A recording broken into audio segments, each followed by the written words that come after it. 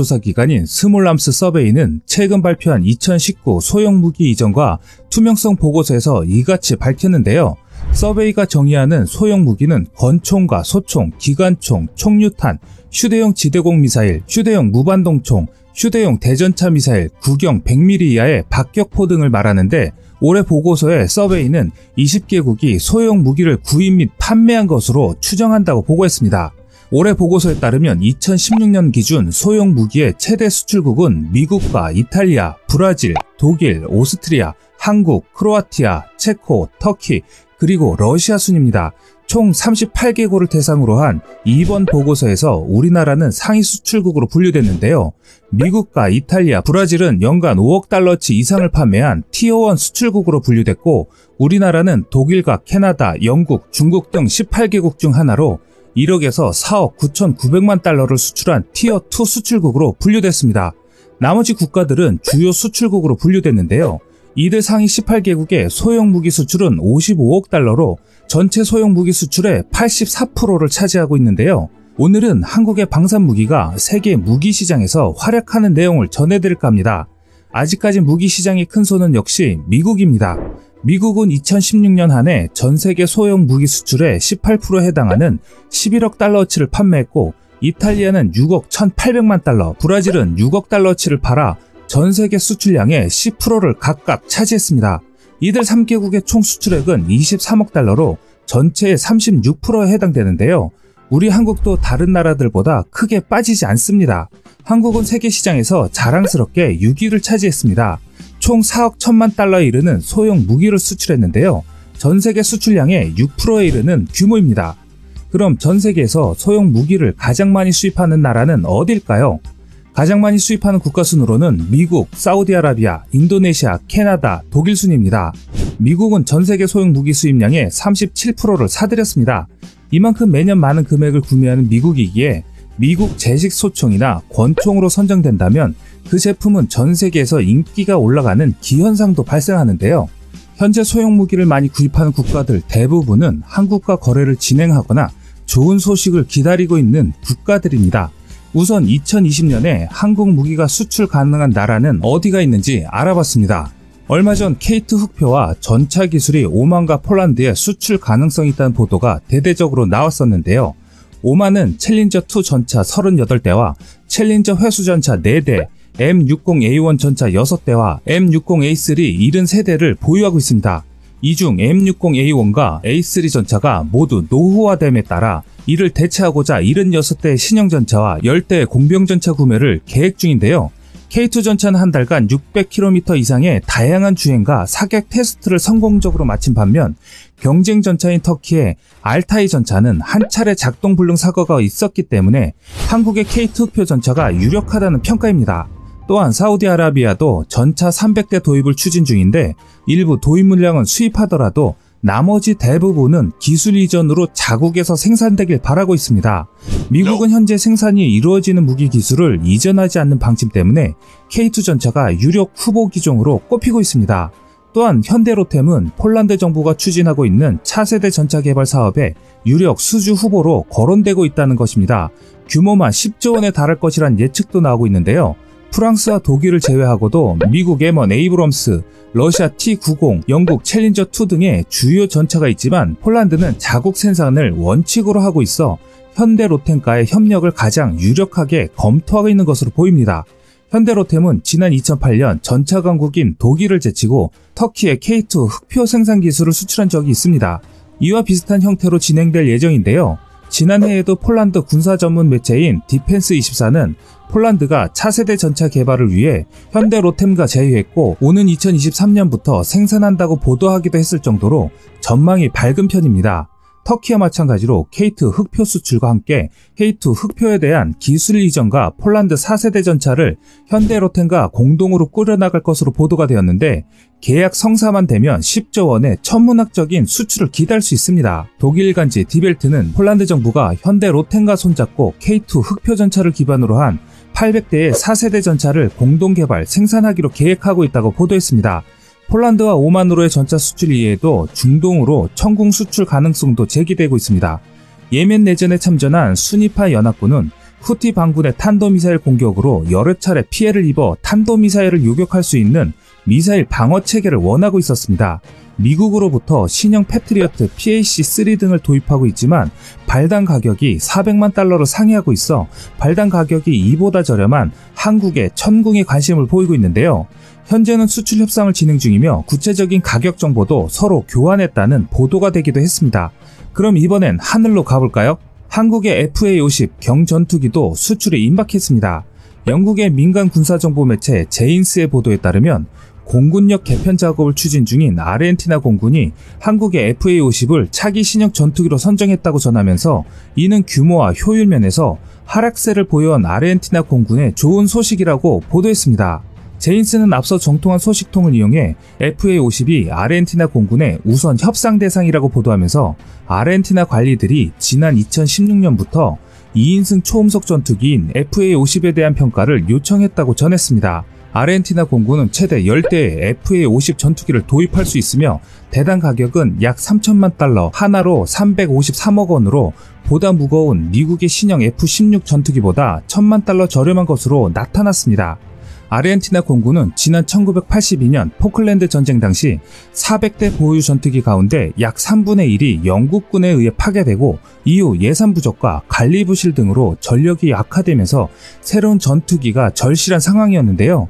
지난 2015년 말 아르헨티나 공군과 해군이 보유한 전투기는 250대에 못 미쳤으나 이것도 대부분 낡은 전투기이기 때문에 한국의 FA-50은 속도와 화력 및 첨단화 등 면에서 이를 능가할 것이라고 전했습니다. 또 다른 좋은 소식은 중동에서도 이어졌는데요. 지난 9월 사우디가 드론 공격을 받으면서 서자의 서러움을 벗어버린 한국의 무기가 있습니다. 소리 소문 없이 묻힐 뻔했지만 이번 사우디의 이슈로 인해서 떡상한 무기이죠. 바로 비오복합 대공 장갑차입니다. 사우디아라비아 국영석유회사 아람코의 최대 석유 시설 2곳이 드론의 공격을 받자 드론 방어에 탁월한 국산 자주대공포 무기체계인 비오복합 대공장갑차에 대한 관심이 세계적으로 폭증했는데요. 비오복합 제작사인 하나디펜스는 올해 사우디에 4천억 원, 인도에 3조 원 규모의 수출을 기대하고 있습니다. 이란의 솔레이마니 사령관이 무인 공격기에 의해 암살당하는 등 드론이 현대전의 전면에 본격적으로 등장하자 안티드론 체계에 대한 관심은 더욱 높아지고 있는 실정입니다. 미국 시장조사업체 마켓앤마켓은 2018년 4억 9,900만 달러, 약 5,700억 원이었던 안티드론 시장이 2024년에는 22억 7,600만 달러, 약 2조 6,300억 원으로 커질 것으로 예측했고, 드론 탐지를 위해서는 드론 조종에 사용되는 무선 신호를 감지하거나 드론 소리를 탐지하는 또는 드론용 레이더를 가동해야 합니다. 따라서 국내 방위산업계는 3km 이내 드론을 탐지할 수 있는 드론 전용 레이더를 개발해 조코비 돈 없어 KF-X 못 산다더니 라팔 48대 구매 추진. 한국형 차세대 전투기 공동투자 개발국인 인도네시아가 한국 정부에 약속했던 KF-X 사업 분담금 지급을 놓고 난색을 표명하면서 다른 나라와는 전투기, 잠수함 등 대규모 무기 구매 협상을 진행 중인 것으로 나타났다. 대통령까지 방산 세일즈 외교로 움직이고 있는데 인도네시아가 KF-X 사업 대신 다른 마음을 품은 것 아니냐는 우려가 방산업계에서 나오고 있다. 최근 프랑스 경제 전문 매체 라트리뷰는 트라버워 수비안토 인도네시아 국방장관의 지난 11일 파리 방문은 프랑스로부터의 무기 구매 협상을 마무리하기 위해 계획됐다고 보도했다. 이 매체는 최종 계약은 아직 맺어지지 않았다면서도 구체적인 수량을 언급했다. 인도네시아가 다수의 라팔 전투기 48대, DCNS의 스코르펜급 잠수함 4척, 고윈드급 코르벳 초계함 2척에 대한 구매를 희망하고 있다는 내용이다. 문제는 이런 인도네시아가 재정 문제를 들어 KF-X 사업 분담금 지급을 미루고 있다는 점이다. 인도네시아 정부는 KF-X 전체 개발비 8조 5천억 원 중 20%에 해당하는 1조 7천억 원을 부담하기로 했지만 지난해 초까지 2,200억 원만 내고 분담금 지급을 멈췄다고 한다. 위란토 당시 인도네시아 정치법률 안보조정 장관은 현지 매체를 통해 인프라와 인력 개발에 예산 지출을 우선시하다 보니 분담금을 지급할 여력이 없다고 밝혔다. 방산업계에선 인도네시아가 다른 나라에서 KF-X의 대안을 찾으려 하거나 아니면 다른 나라 전투기에 입지를 하면서 KF-X의 분담금을 깎으려 하는 것 아니냐는 우려가 나온다. 라팔 전투기의 대당 가격은 최소 1,500억 원 이상이다.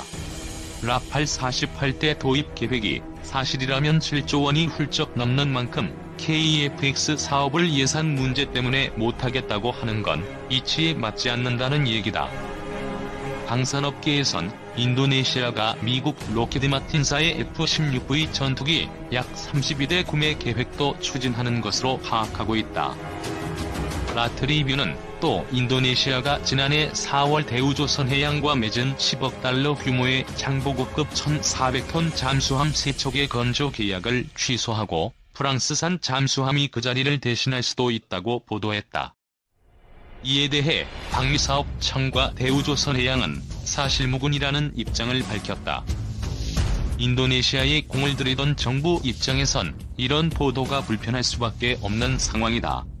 인도네시아와는 2011년 국정원 직원들이 인도네시아 특사단의 숙소를 침입했다가 들키며 양국 관계가 크게 악화할 뻔했다. 당시 대형 악재를 넘긴 후 현 정부는 인도네시아를 신남방 정책의 주요국으로 대접하며 양국은 호의적 관계를 이어왔다.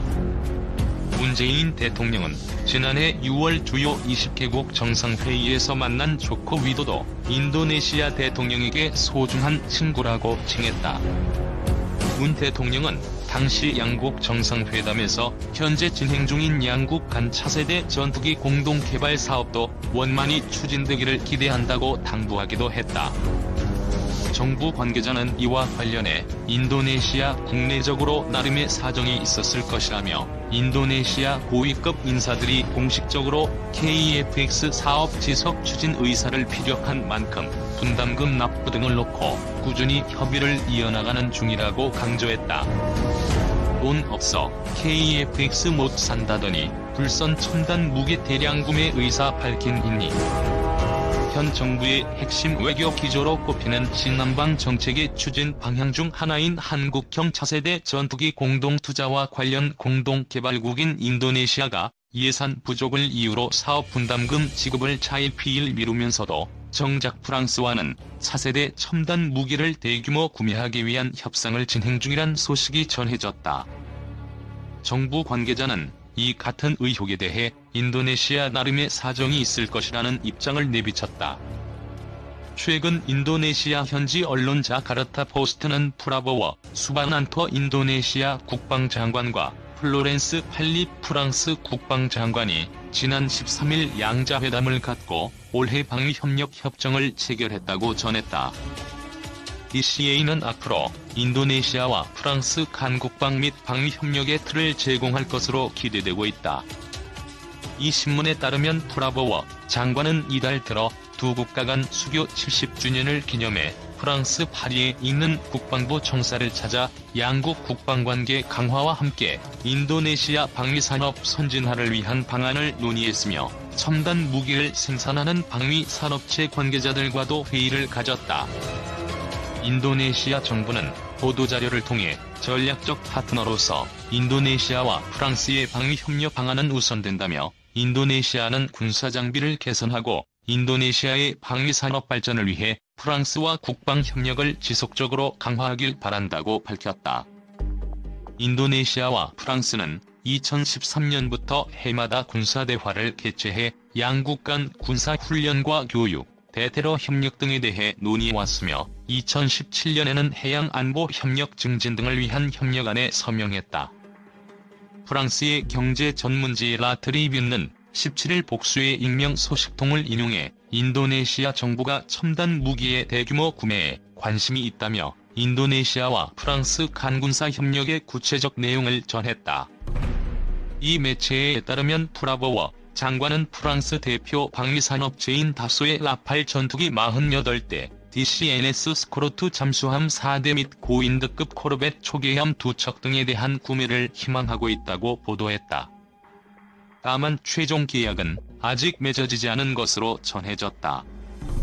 라트리뷰에 따르면 프랑스 정부는 지난 10년 동안 인도네시아에 13억 3,600만 유로의 무기를 판매했다. 라트리뷰는 이 같은 인도네시아의 무기 구매를 두고 남중국해에서 중국 위협에 대한 방위력을 높이기 위한 목적으로 봤다. 중국이 남중국해에서 영토 분쟁을 일으켜 관련 국가들의 재무장으로 이어지고 있다고 이 신문은 분석했다. 아울러 실제로 남중국해 보르네오 섬 인근 나투나 제도 주변에 인도네시아 정부는 전투기와 군함을 배치했다고 덧붙였다. 연합뉴스에 따르면 인도네시아는 2016년부터 남중국해 주변 나투나 제도 주변 해역에서 중국과 업권 등을 놓고 신경전을 벌여왔고 이듬해 7월엔 제도 주변 지역을 북나투나해로 명명한 뒤 구축함과 전투기 등을 수용하는 새 군사기지 건설 등을 통해 영유권 주장을 강화해왔다. 인도네시아 정부가 이처럼 프랑스 정부와는 군사협력을 통한 방위비 지출을 늘리면 우리나라 무기의 도입에는 소극적일 수밖에 없다는 우려가 나온다. 현 정부는 인도네시아를 포함한 아세안과 인도 등을 상대로 한 신남방 정책을 핵심 외교 기조로 들고 있다. 이 중 인도네시아와는 국방, 방산 협력 확대를 통해 한인리 차세대 전투기 등의 공동 개발 사업을 추진하는 등 방산 협력 기반을 마련하겠다는 청사진을 제시해왔다. 실제로 문재인 대통령과 조코 위도도 인도네시아 대통령은 지난해 6월 주요 20개국을 계기로 정상회담을 갖고 현재 진행 중인 양국 간 차세대 전투기 공동 개발 사업이 원만히 추진되기를 기대한다고 밝힌 바 있다. 21일 중앙일보에 따르면 인도네시아 정부는 KFX의 전체 개발비 8조 5천억 원 중 20%에 해당하는 1조 7천억 원을 부담하기로 했지만 지난해 초까지 2,200억 원만 내고 나머지 지급을 중단했다.